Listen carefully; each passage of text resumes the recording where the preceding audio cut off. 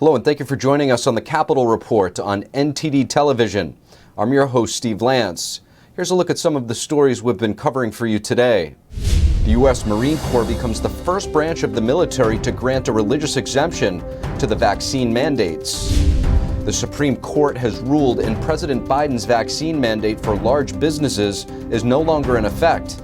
How will this impact Americans moving forward?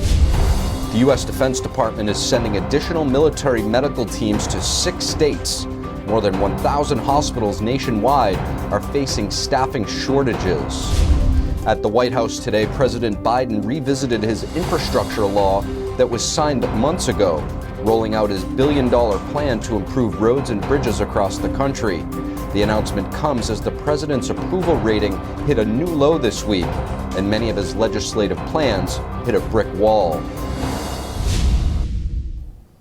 FEMA Administrator Deanne Criswell announced today that the Defense Department is sending additional military medical teams to 6 states. Hospitals in those states are under increased pressure by the CCP virus. The states receiving the military aid are Ohio, Michigan, Rhode Island, New York, New Jersey, and New Mexico. The Department of Health and Human Services is also sending an additional team to Rhode Island.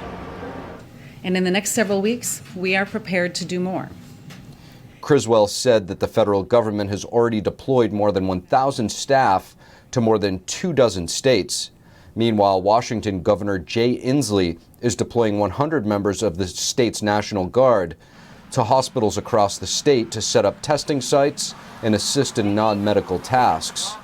And Wisconsin Governor Tony Evers also deployed 50 National Guard troops to nursing homes during the past week. He said more soldiers have started training and will be deployed over the coming weeks. According to the CDC COVID data tracker, there were over 63 million cases of COVID and over 840,000 patients died in the U.S. as of January 11th. Nearly 4 million people were hospitalized. More than 1,000 hospitals nationwide are facing staffing shortages. Each year, National Religious Freedom Day commemorates the day the Virginia Statute for Religious Freedom was signed on January 16, 1786. President Biden issued a proclamation today. He says the principle of religious freedom is a cornerstone of who we are as a nation. Biden recommitted to protecting the freedom of people of all faiths, both across the U.S. and around the world. This accommodation comes nearly 2 months after the vaccination deadline for active duty Marines. The Marines are the first military branch to approve religious exemptions, but it denied most of the 3,300 religious exemption requests. The military's resistance to granting religious accommodations sparked lawsuits and allegations of religious discrimination. It's been a tough week for President Biden in terms of executing his agenda. With his federal vaccine mandate being struck down and his so-called voting rights agenda hitting a brick wall, the president is looking for answers. We sat down with the Blaze's Delano Squires to get his take. Delano Squires, thank you so much for joining us on the Capitol Report. Thank you for having me. Now, Delano, President Biden, he's been pounding the pavement up at the Capitol trying to push through this voting rights bill, but he's been yet to break through to his own party. Democrats, Kyrsten Sinema and Joe Manchin are pushing back. Why do you think that is? I think part of it is principle. Joe Manchin seems to be the type of legislator who respects the institution. And particularly the Senate's role is sort of being that place where legislation comes to cool off.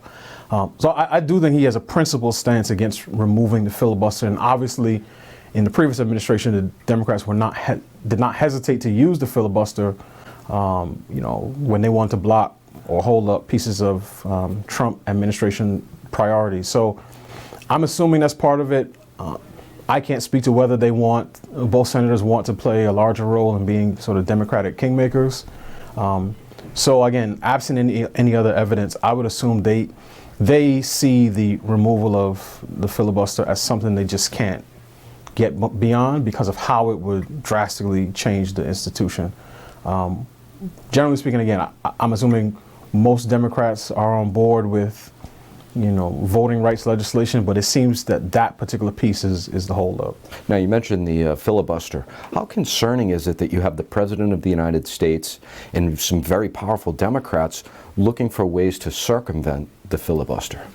Very concerning, because I think the removal of the filibuster would be sort of a very short-term move that could have lasting, long-term impacts.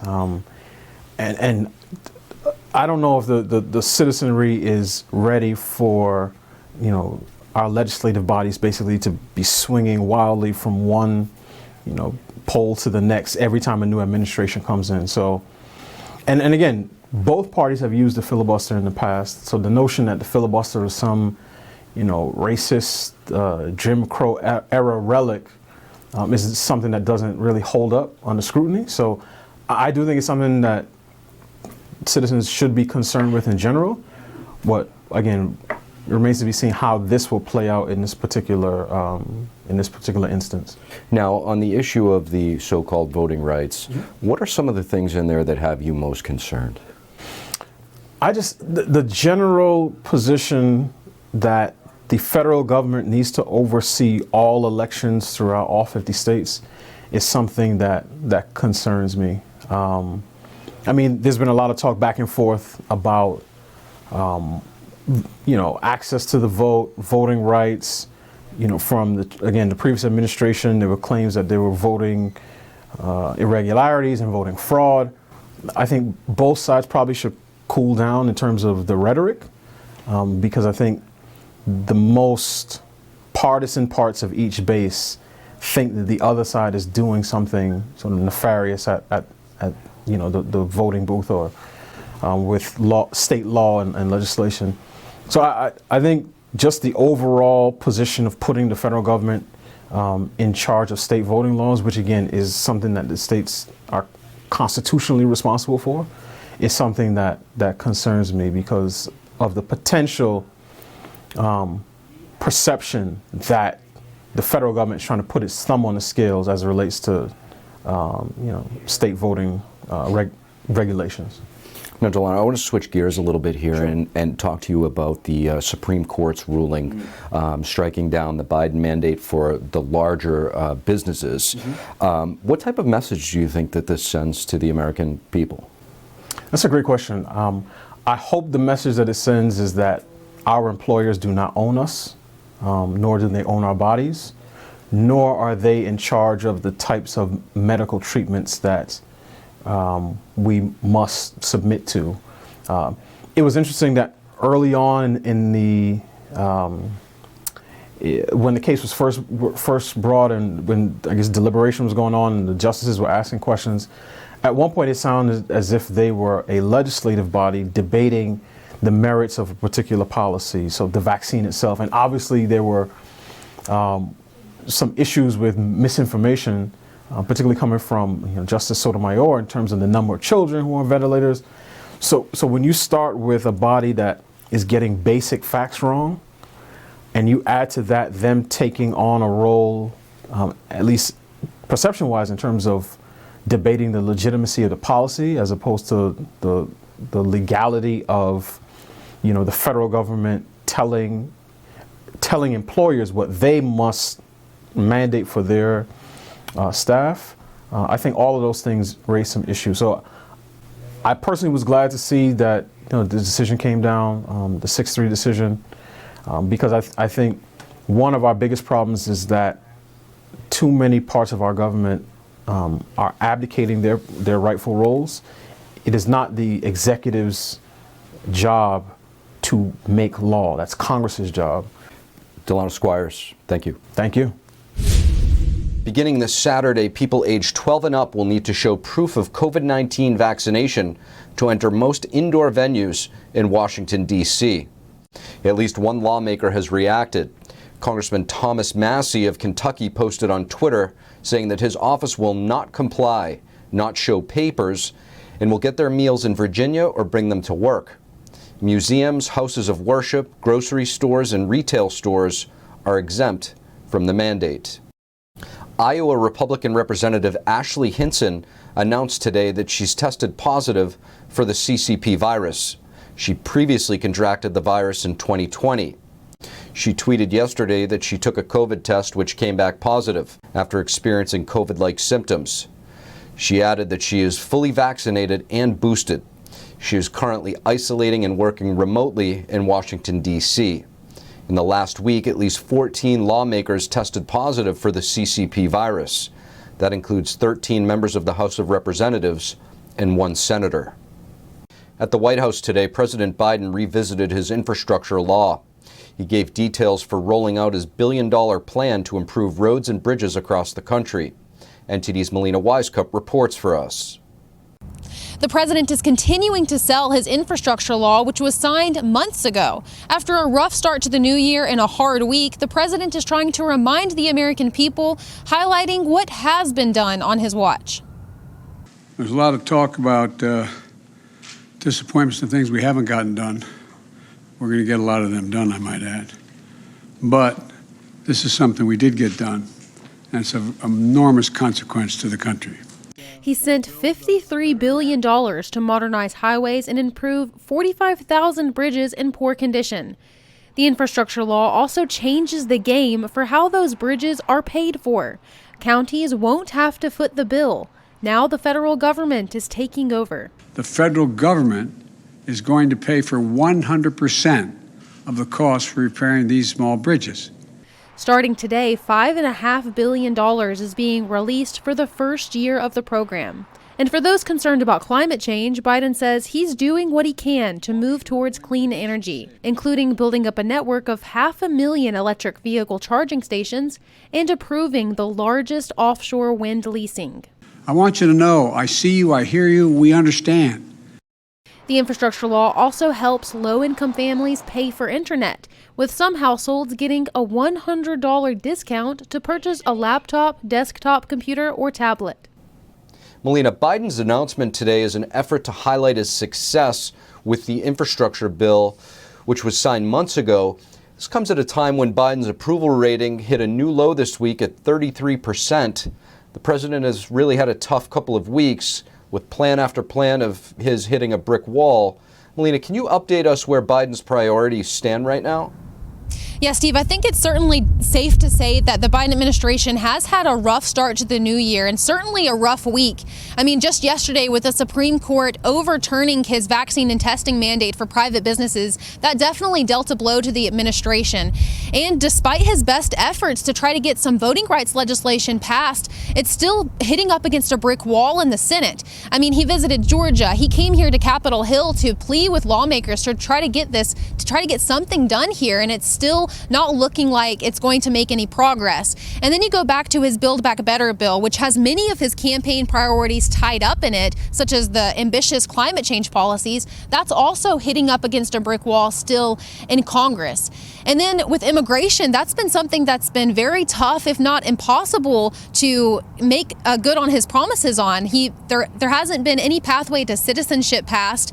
And even if this Build Back Better bill does pass the Senate parliamentarian says it can't provide work permits for illegal immigrants. So that's also a campaign promise that has been very tough to fulfill for the Biden administration over this past year. And then you just look at the rough inflation report that came out this week. So Biden is really trying to remind the American people that even though their pocketbooks are being hit a little bit harder right now and that supply chain crisis is still ongoing, there's still some things that the administration has done to make their lives easier, even if that just means easier access to internet and smoother roads to drive on. Steve? Thanks for that, Melina.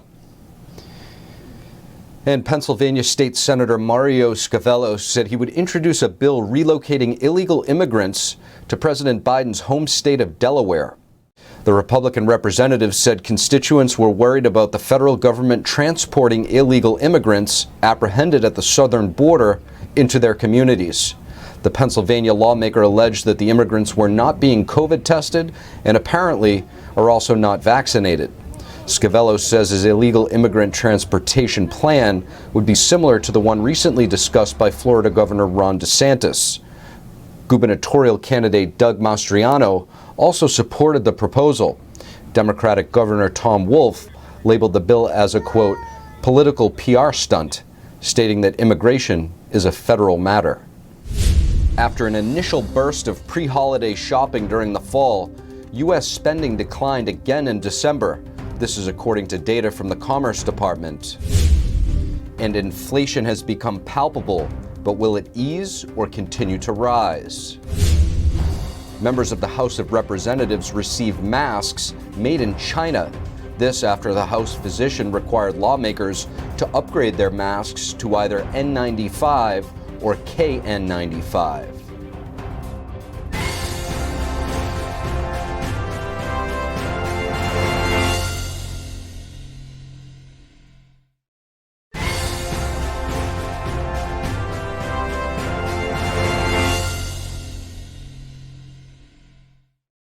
American shoppers spent less in December after a spike in pre-holiday spending during the fall.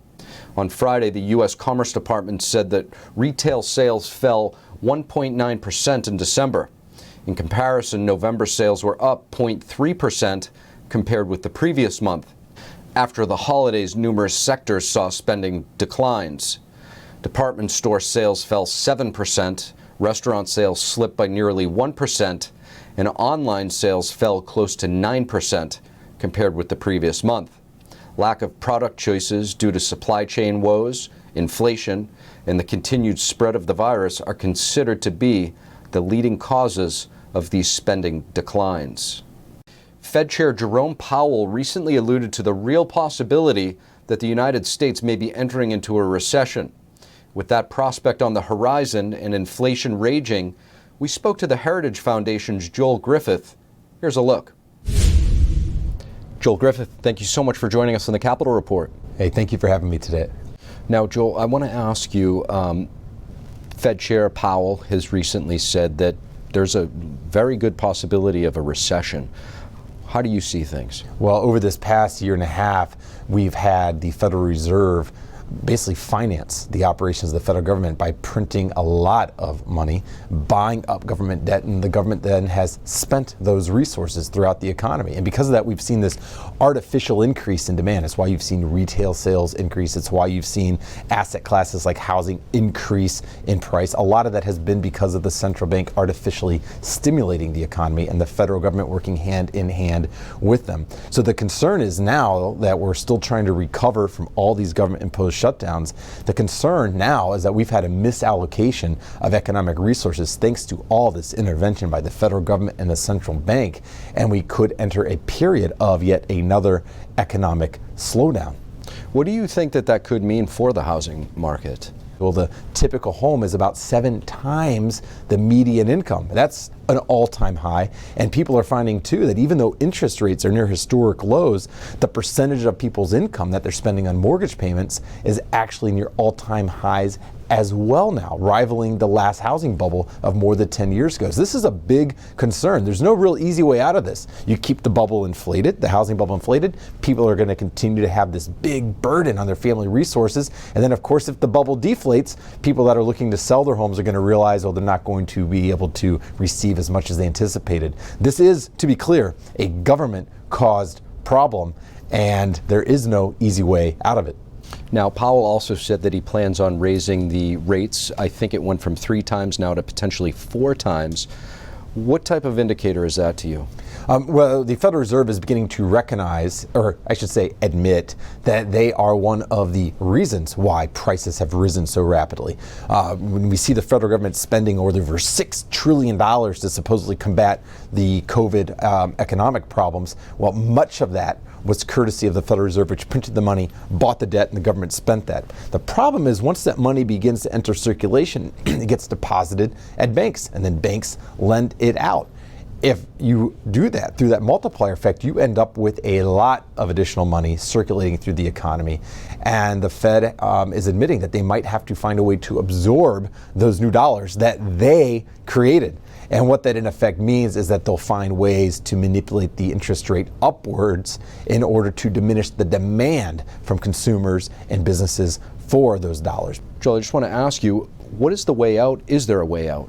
Well, there is a way out. The question is whether or not our political leaders will actually choose that way out. And right now, when you see these higher prices, it's a combination of two things. We've suppressed supply. A lot of that has been through COVID restrictions, social distancing that actually had an impact on factories as well. You've seen restrictions based even on business operations. You've seen shutdowns of schools, which diminishes the labor supply of the parents. And you've seen the government incentivizing people not to work. All of that suppresses supply. And then at the same time, you've seen long-term suppression of supply. Think about day one of the Biden administration shutting down the pipeline that would have brought oil in from Canada across the United States, and the attempts by the administration to ban drilling for natural gas on federal properties. That also impacts supply. On the flip side, you have all this demand that's been stimulated through government spending, through government borrowing. That is the perfect combination for inflation, and sadly, this administration seeks more of that. You look at the spending proposal, Build Back Better, trillions of dollars worth of additional spending, a vast expansion of the welfare state, and that's going to require either higher taxes or the Federal Reserve to print money to buy up the government debt. This takes fortitude. To solve this problem requires politicians saying enough of these COVID restrictions, and it also requires Congress to get the fiscal house in order and to stop borrowing from future generations, which actually impacts us who are alive today as well. Joel Griffith, thank you. Thanks for having me. A bipartisan bill to end U.S. reliance on Chinese rare earth minerals was introduced to the Senate today. It's the latest effort to thwart China's near control over the sector. The bill would use the Pentagon's huge buying power as leverage, forcing defense contractors to stop buying rare earths from China by 2026. It would also create a permanent stockpile of these strategic minerals and support the revival of domestic rare earth production. Republican Senator Tom Cotton and Democratic Senator Mark Kelly introduced the bill. They are both on the Senate Armed Services Committee. Members of the House of Representatives received KN95 masks with Made in China stamped on them. This is after the House physician required lawmakers to upgrade their masks to N95 or KN95 due to the spread of the Omicron variant. The mask's origin concerns lawmakers about America's dependence on China. Representative Rob Whitman is requesting domestically produced masks for Congress members. In a letter to House Speaker Nancy Pelosi, he wrote, "If we should have learned anything from the COVID-19 pandemic, it is imperative to break U.S. dependence on foreign medical supply chains. The National Defense Authorization Act prohibits purchasing personal protective equipment from China, North Korea, Russia, and Iran, citing national security concerns." Today, China suspends 4 more incoming U.S. flights, citing surging COVID cases in the United States. So far this year, China has canceled 74 flights from the United States in an ironic attempt to keep the CCP virus out of China ahead of the Winter Olympics. China also canceled flights from countries including France, Indonesia, and the United Arab Emirates. The total number of international flights to China is just about 200 per week, about 2% of pre-pandemic levels. China's zero COVID policy has also isolated Hong Kong, taking a heavy toll on its aviation industry. And shipping costs are expected to go up 20 to 30%, and these increases will be passed on to consumers. North Korea fired at least 2 ballistic missiles on Friday, an act that is drawing both condemnation and an appeal for constructive dialogue from the Biden administration. This marks the 3rd missile launch from North Korea in 2 weeks. Before that, Pyongyang criticized the U.S. push for new sanctions, calling them a provocation, and warned of strong reaction. The U.S. condemned the latest launch, saying it posed a threat to North Korea's neighbors and the international community. But the State Department also repeated calls for dialogue, according to Reuters. Thursday, Secretary of State Antony Blinken said on MSNBC that North Korea's renewed missile tests are profoundly destabilizing. But we are very focused with allies and partners in making sure that they and we are properly defended, and that there are repercussions, consequences for these actions by North Korea. Japan's chief cabinet secretary said that repeated missile launches threaten regional peace and security and are a serious issue for the international community. And that's all we have for you tonight on the Capitol Report. I'm Steve Lance. Thank you for tuning in, and have a great weekend.